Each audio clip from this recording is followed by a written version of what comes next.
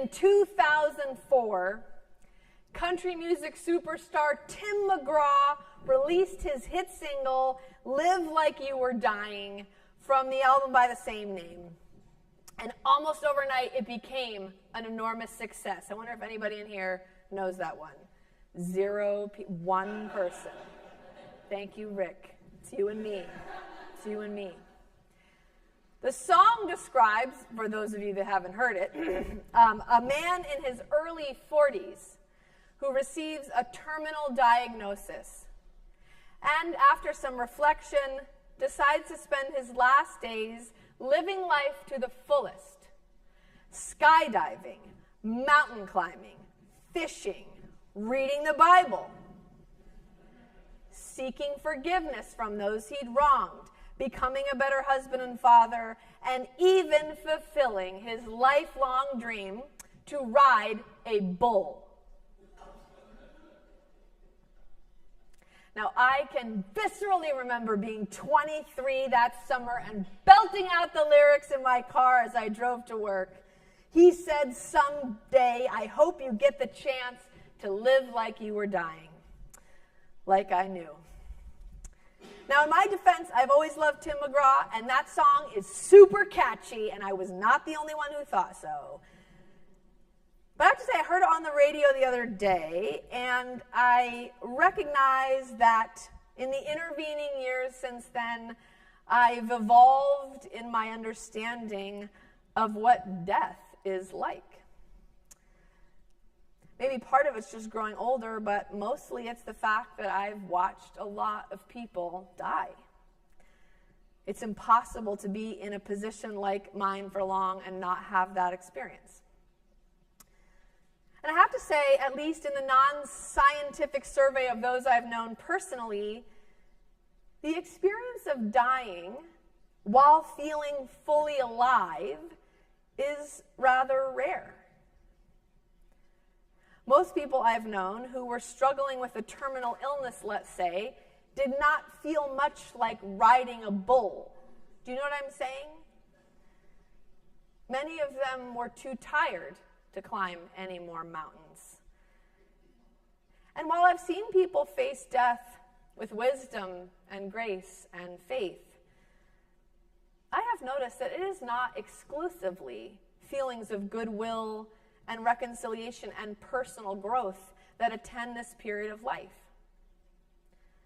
Some people who are in that situation, especially folks as young as their 40s, are pretty angry about it and pretty afraid. Some are really sad, and others are terribly relieved. And actually, thinking about it, I've never met anyone who spent their last days bothering to read the whole Bible. I don't know what to make of that. Though I've known quite a few who use that time to return just to their favorite bits, 23rd Psalm and all. And I guess what I'm trying to say is just that I'm sorry to have to be the one to tell you this, but life and death are more messy and far more nuanced than country music lyrics would lead us to believe. And I want to say you heard that here first. But I'm not going to stop listening. Me and Rick are going to keep listening. Now, all that said, the opportunity to reflect on these learnings this week, while it didn't prompt me to sign up for skydiving lessons, did bring into clearer focus something I've been feeling for some time about Palm Sunday. And the feeling I've had is this: that there's something sort of off to me about the overly celebratory tone of this particular occasion in our liturgical calendar. Like, for as long as I can remember, Palm Sunday is a festival of joy, right? We got palms, the upbeat songs, images of people in the street crying out in adulation. It's like a strange staccato after the long, winding, melancholy journey of Lent, which, after all, is meant to lead to the cross. Yet here's this festive interruption. I was thinking it's almost like a parade crossing the path of a funeral procession, like awkward, surprising, incongruous. But that's what I was taught. I want to make that clear, that this occasion stands on its own in tone and in the calendar.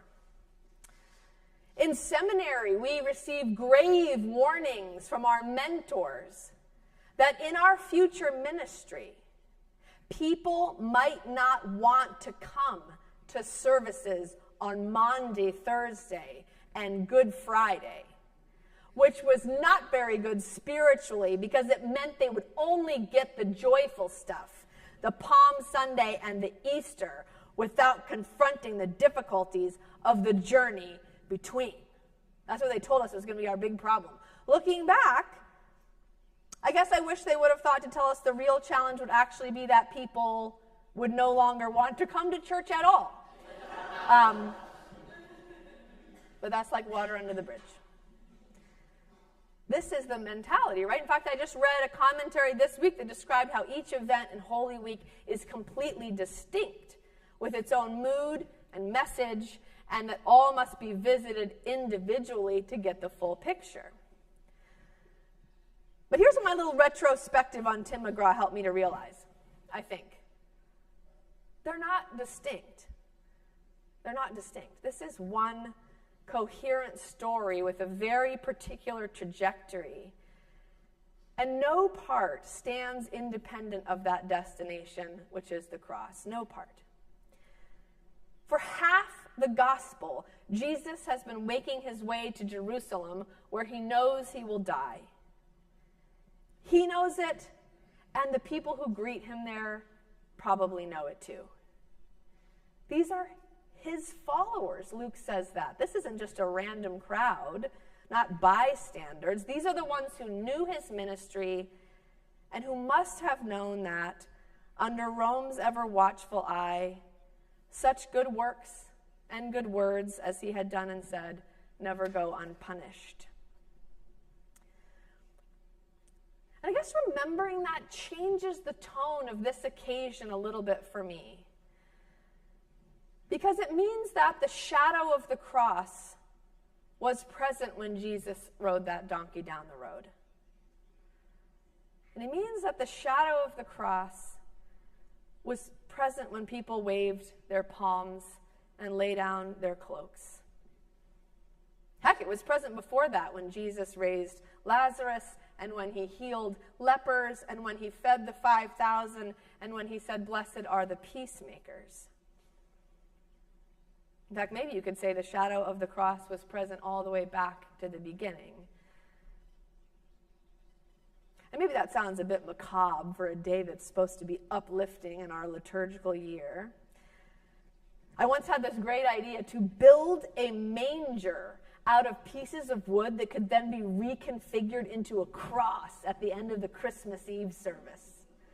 And rightly in that scenario, my seminary professors said, that's a terrible idea.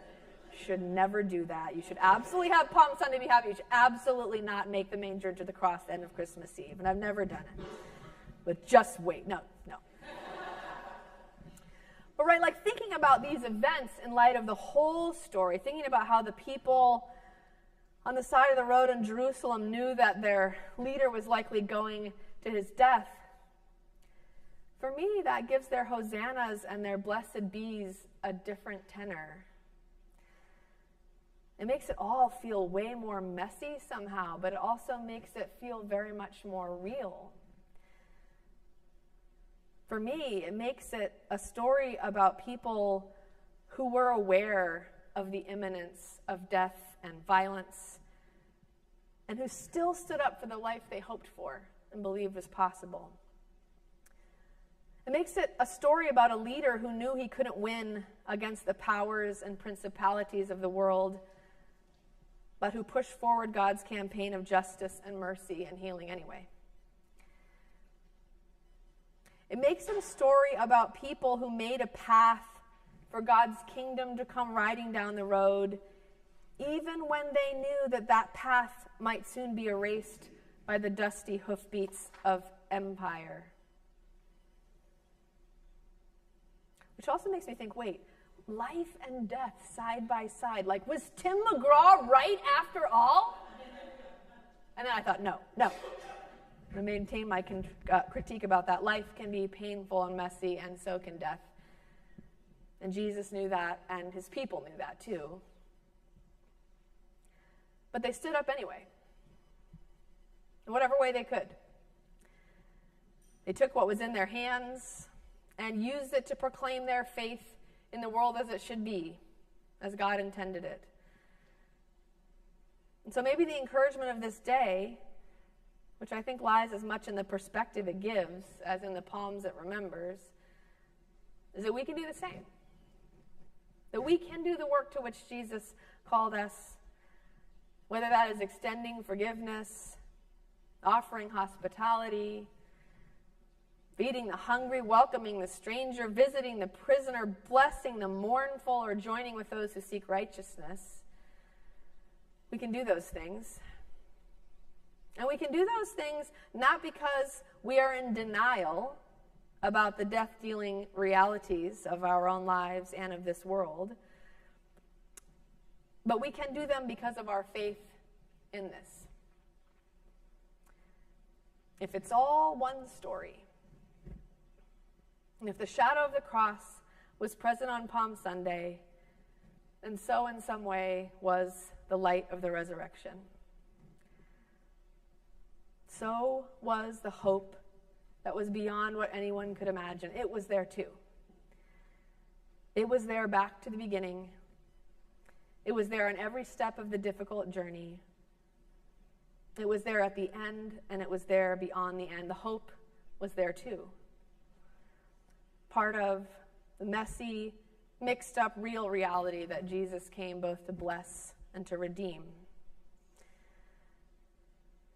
And so we walk forward as Christians, as people of faith, into whatever is ahead of us with that assurance, with the courage that comes from that.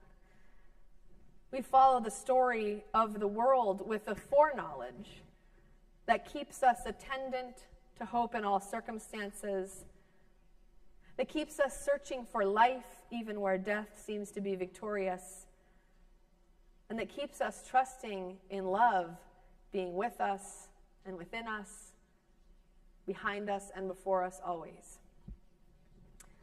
We don't live like we're dying. We live and die as if the God of love lives always. I look forward to keeping on the journey with you, following where it leads and sharing in that faith as we go. And so offer these words in the name of the God who has created, redeemed, and sustained us always. Amen.